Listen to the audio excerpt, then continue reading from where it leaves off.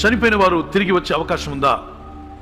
ఆ కన్నపిశాచం కలిగిన స్త్రీ ఆమె కొన్ని కార్యక్రమాలు చేసినప్పుడు చనిపోయినటువంటి సమయాలు ఎలా బయటకు వచ్చాడు అన్నది చాలా మంది ప్రశ్న. ఈరోజు మీరు విన్న ఈ వాక్యాన్ని అందరికీ కూడా తెలియపరచండి. వాక్యం వినమని చెప్పండి, షేర్ చేయండి. భూమి కింద అడుగు భాగంలో దేవుడు పాతాళాన్ని పెట్టాడంట. అది భూమి లోపలే అడుగు భాగంలో ఉందా, అది భూమి చుట్టూ ఉందా, అదంతా సృష్టికర్త అని దేవునికి తెలుసు. కానీ బైబిల్లో రాయబడింది భూమి అడుగున అగ్ని గంధకంలో మండుచున్నట్టుగా ఉన్నాయి. అక్కడ 2 స్థలాలు దేవుడు పెట్టాడు. ఓ పక్కనేమో పరిశుద్ధులు, పాత నిబంధన గ్రంథంలో ఉన్న పరిశుద్ధులు ఉండడానికి విశ్రాంతి స్థలం.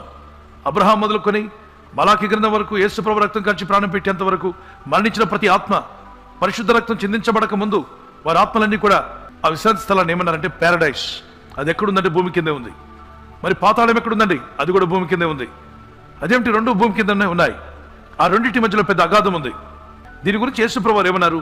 ఆయన కుడివైపున దొంగ అతను అంటాడు, ప్రభు నువ్వు నన్ను జ్ఞాపకం చేసుకుని రాజ్యంలో అన్నప్పుడు నేడు నీవు నాతో కూడా పరదేశంలో ఉంటావన్నాడు. అంటే ఎక్కడికి వెళ్ళారు? పరలోకానికి వెళ్ళలేదు. ఎక్కడికి వెళ్ళారు? పారడైస్. అది ఎక్కడ? భూమి కింద. అక్కడ ఉన్నారు అబ్రహాం మొదలుకున్న భక్తులందరూ ఉన్నారు.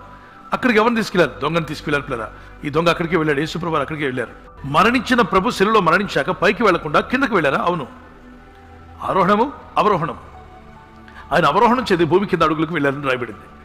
అక్కడ ఆ ఆత్మలన్నీ చెరపట్టబడి ఉన్నాయి.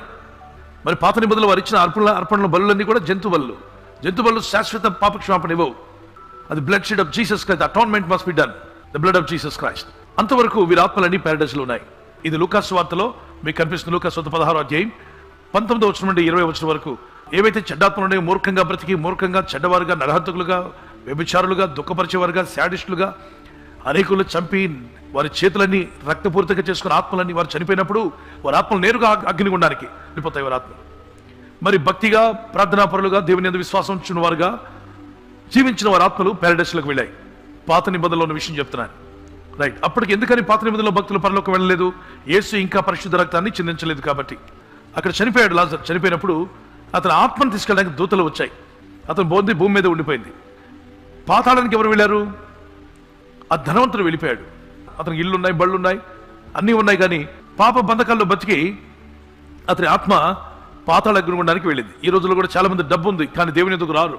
ధనాన్ని చూసుకుంటూ ఉంటారు, ఆస్తిపాస్తులు చూసుకుంటారు, నాకేం కొద్దు అనుకుంటారు. కానీ శరణగా మరణించారని వార్త వస్తుంది. కంగు తింటారు, ఏంటి ఈ పెద్ద ఎలా చనిపోయాడు, ఇంత ధనవంతుడు కదా అని. నిత్య నరక అగ్నిగుండానికి వెళ్తుంది. పాతాళ అగ్నిగుండంలో యాతన పడుతూ ఉంటుంది. ఇతను అబ్రహాం సంతానం అయినప్పటికీ భక్తి లేకుండా బతికాడు. విశ్వాసం లేకుండా, ప్రార్థనకు వెళ్ళడు, దేవుని గౌరవించడు, వాక్యానికి సమయం ఇవ్వడు, పిచ్చి పనులన్నింటికీ టైం ఉంటుంది. క్లబ్బులకు వెళ్తాడు, పబ్బులకు వెళ్తాడు, పబ్జీలు ఆడతాడు, వీడియో గేమ్లు ఆడతాడు. ఆ రోజులు ఏం ఆడాడు మనకేం తెలుసు?